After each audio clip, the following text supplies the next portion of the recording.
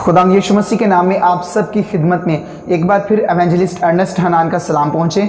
मैं आप सबको खुशामदीद वेलकम कहता हूँ इस यूट्यूब चैनल पर, फेसबुक पेज पर जिसका नाम है ग्रेस बेस्ड लाइफ यानी फ़ज़ल पर मबनी ज़िंदगी।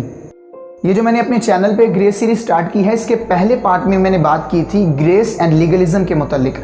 अब हम इस वीडियो में यानी पार्ट 2 में बात करने वाले हैं फ़ज़ल और शरीयत के मुतालिक अक्सर मसीही जो गलत फहमियाँ रखते हैं, उन गलत फहमियों को जानेंगे और उनके मुतालिक सच्चाई को जानेंगे। तो चलिए बाइबल स्टडी शुरू करते हैं। अगर आप एक मसीही हैं, एक ईमानदार हैं, एक क्राइस्ट बिलीवर हैं, फ़ज़ल के मातहत हैं, तो हो सकता है ये आपकी गलत फहमी हो और ये भी हो सकता है कि आप इस गलत फहमी का शिकार ना भी हों, लेकिन बताना मैं मकसूद समझता हूँ। इसलिए सबसे पहली गलत फहमी जो अक्सर मसीही रखते हैं शरीयत के मुतालिक, वो ये है कि शरीयत मुझे मदद करेगी एक बेहतर ज़िंदगी गुजारने में। पौलुस ने भी इसी बात से धोखा खाया था। अगर आप जानना चाहते हैं कैसे और कहाँ लिखा है, तो चलिए पढ़ते हैं बाइबल में से रोमियो के नाम पौलुस का लिखा गया ख़त, बाब नंबर 7 आयत नंबर 5 फिर आयत नंबर 11 भी पढ़ेंगे। चलिए पढ़ते हैं वहाँ पर क्या लिखा है। रोमियो 7 बाब और उसकी 5 आयत में ये लिखा है, क्योंकि जब हम जिस्मानी थे तो गुनाह की रग़बतें जो शरीयत के बायस पैदा होती थी, मौत का फल पैदा करने के लिए हमारे अज़ा में तासीर करती थी। आमीन। इस हवाले में पौलुस रसूल ये समझाने की कोशिश कर रहा है कि कैसे जब हम जिस्मानी थे तो शरीयत के बायस हमारे जिस्म के अंदर रग़बतें, गुनाह की रग़बतें, सिनफुल पैशंस पैदा होते थे। याद रहे, गुनाह की रग़बतें यानी सिनफुल पैशंस पैदा होने की वजह से जिस्म गुनाह करता था। तो ये पैशंस कहाँ से आते थे? कौन पैदा करता था? शरीयत पैदा करती थी। तो अगर आप कॉन्टेक्स्ट देखें कि पीछे पौलुस रसूल बात क्या कर रहा है 7वें बाब में, तो वो कह रहे हैं, असल में शादी की मिसाल से वो समझाने की कोशिश कर रहे हैं कि जब एक शख्स शरीयत के मातहत है तो उसकी शादी शरीयत से हुई है। तो जब शादी हो जाती है तो उनके मिलाप से एक शख्स के जिस्म के अंदर जो चीज़ पैदा होती है वो सिनफुल पैशंस हैं। लेकिन जो मसीह मरा, दफन हुआ और मुर्दों में से जी उठा, जब हम उसके साथ मिलाप करते हैं, उस पर ईमान ले आते हैं, तो मसीह के और हमारे मिलने से जो चीज़ हमारे जिस्म के अंदर जन्म लेती है वो फल हैं। खुदा के लिए जो फल हमने पैदा करने हैं वो ऑटोमेटिकली मसीह के साथ मिलने से, मसीह पर ईमान रखने से पैदा होते हैं हमारे जिस्म के अंदर।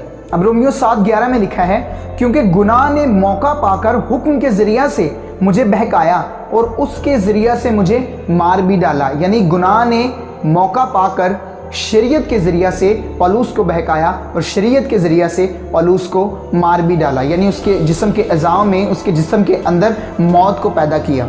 अब देखें, पौलुस रसूल कह रहा है कि गुनाह शरीयत को इस्तेमाल करके मेरे जिस्म के अंदर मौत को लाता है। गुनाह, शरीयत जो है वो आपके अंदर गुनाह को उजागर करती है, गुनाह को जाहिर करती है।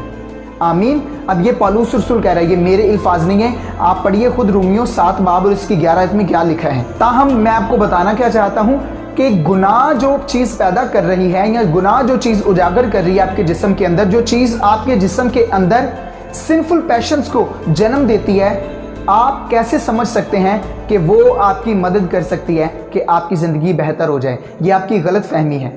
आप समझते हैं कि शरीयत मेरी मदद करेगी कि मैं एक बेहतर मसीही ज़िंदगी बसर कर सकूं, जबकि शरीयत आपके जिस्म के अंदर क्या पैदा करती है? गुनाह के पैशंस, सिनफुल पैशंस पैदा करती है, गुनाह की रग़बतें पैदा करती हैं। वो आपके अंदर खुदा के फल पैदा नहीं करती, रूह के फल पैदा नहीं करती, अच्छे कामों को, नेक कामों को जन्म नहीं देती। हाँ, शरीयत कहती है ये ना करो, ये करो, बुरा काम ना करो, अच्छा काम करो, लेकिन शरीयत वो काम आपके अंदर पूरा नहीं करती। शरीयत आपकी मदद नहीं करती, बिल्कुल मदद नहीं करती। शरीयत आपको गुनाहगार ठहराने के लिए और गुनाहगार साबित करने के लिए, गुनाहगार जाहिर करने के लिए दी गई थी, आपकी मदद करने के लिए नहीं दी गई थी कि आप इसके ज़रिए से रास्तबाज़ ठहरें। अगर आप एक मसीही हैं तो आपकी दूसरी गलतफहमी ये हो सकती है कि हाँ, मैं फ़ज़ल पर ईमान रखता हूँ, फ़ज़ल अच्छा है, फ़ज़ल की वजह से गुनाह माफ़ होते हैं, फ़ज़ल से निजात मिलती है, मैं फ़ज़ल पर ईमान रखता हूँ, लेकिन फ़ज़ल का तवाज़ुन जो है वो शरीयत के साथ होना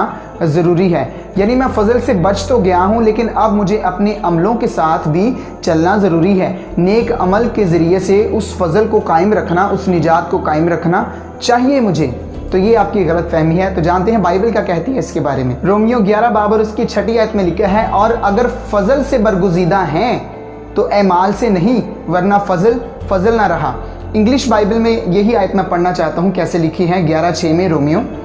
and if by grace then it is no longer of works, otherwise grace is no longer grace, but if it is of works it is no longer of grace, otherwise work is no longer work. यानी अगर आपने निजात फजल से पाई है, अगर आप बरगुजीदा फजल से ठहरे हैं, अगर आप खुदा के बेटे बेटियां फजल से बने हैं, अगर आप फजल से बुलाए गए हैं, तो ये आपके एमाल से नहीं है। और अगर ये एमाल से है तो फजल ना रहा। और अगर आप एमाल के ज़रिए से बचाए गए हैं, निजात पाई है आपने, बुलाए गए हैं, तो ये फजल से नहीं हुआ, वरना एमाल ना रहे। इन अदर वर्ड्स यहाँ पर ये कहा जा रहा है कि अगर आपने निजात फजल से पाई है तो फजल से ही कायम रहने वाली है। अगर निजात फजल से पाकर एमाल से कायम रखनी है तो फजल ना रहा। और अगर आपने निजात एमाल से पाई है तो फजल से नहीं पाई। अगर एमाल से निजात पाई है तो एमाल से कायम रखनी है। अगर आप फजल से निजात को कायम रखने की कोशिश करेंगे बाद में, तो फिर एमाल आपके एमाल नहीं रहे। सो आपने निजात कैसे पाई है? वही पौलुस ने जो सवाल किया गलतियों की कलीसिया से, ईमान के पैगाम से या शरीयत के एमाल से।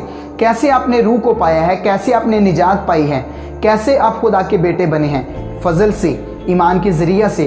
तो कैसे आपने जीना है? क्या लिखा है रोमियो 1:16-17 में कि रास्तबाज शख्स जो है वो ईमान से जीता रहेगा।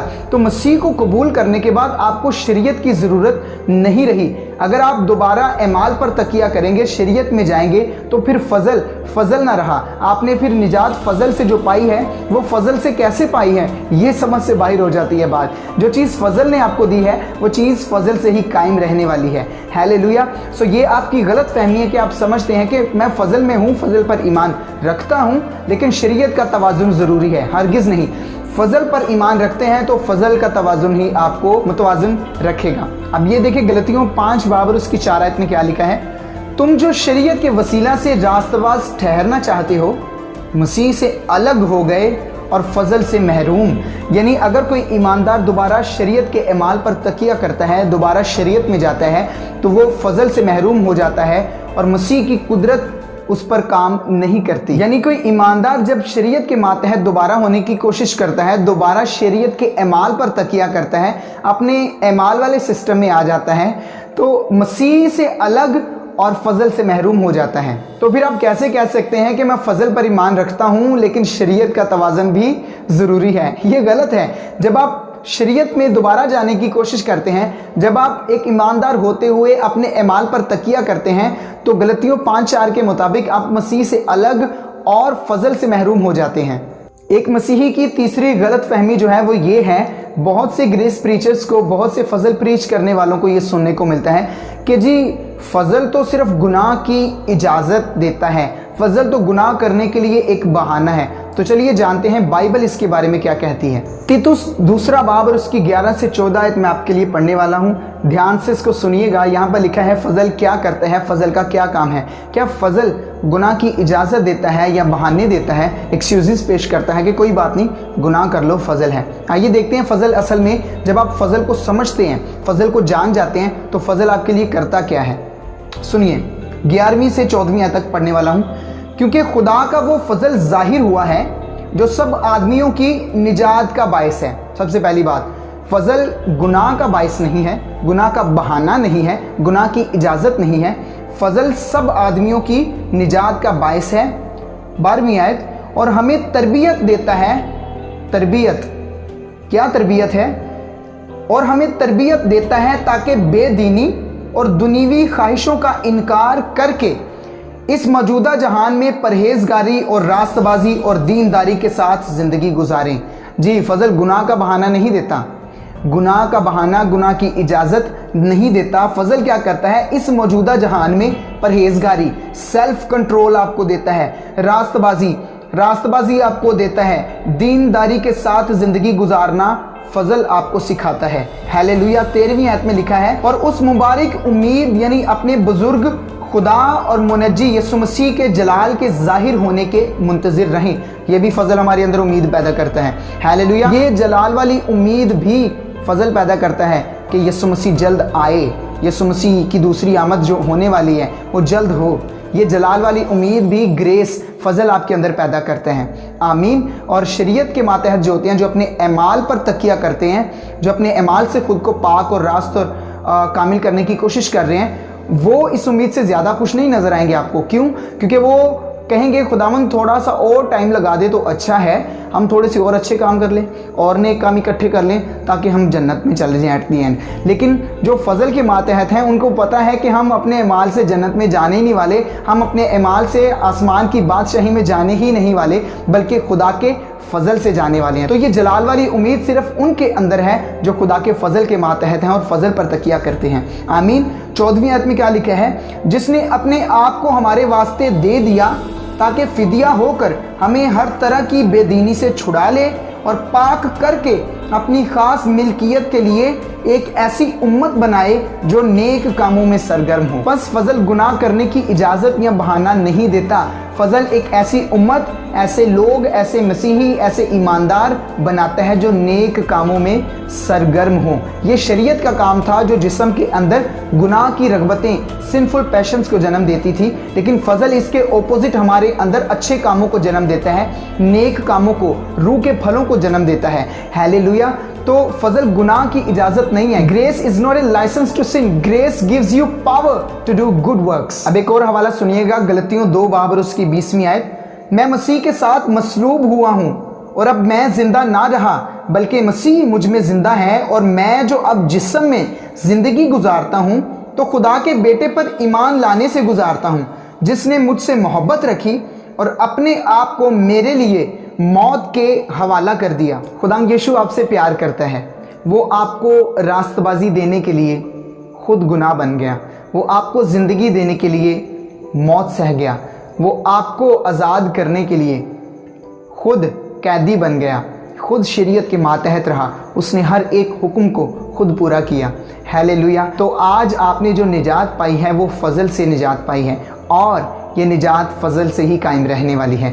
आप अपने अमाल पर तकिया मत करें, आप ईमान से ज़िंदगी गुजारें। जिस तरह आपने ईमान से मसीह को कबूल किया है, बिल्कुल उसी तरह हर दिन आपने ईमान से जीना है। हर दिन वो आपके साथ है, हर दिन आप पाक हैं, हर दिन आप रास्तबाज हैं। आप उससे ज़्यादा कभी भी रास्तबाज नहीं हो सकते। जब आपने मसीह को कबूल किया था और आपको रास्तबाजी मिली थी, वही रास्तबाजी सबसे ज़्यादा रास्तबाजी है, क्योंकि वो रास्तबाजी मसीह की रास्तबाजी है जो आपको मिली है। तो उस रास्तबाजी से ज़्यादा आप कभी भी और कोई रास्तबाजी हासिल नहीं कर सकते। मेरा ईमान है आपके ईमान के ज़रिए से खुदा और ज़्यादा आपकी ज़िंदगियों में बरकतों को ज़हूर में लाएगा और आप उसके नाम को इज़्ज़त और जलाल देंगे। इस पेज को लाइक कर लीजिए और यूट्यूब चैनल को सब्सक्राइब कर लीजिए जिसका नाम है ग्रेस बेस्ड लाइफ, यानी फ़ज़ल पर मबनी ज़िंदगी। जल्दी फिर से मिलेंगे। मे the Lord bless you much more. Stay loved, stay blessed and stay under his amazing grace.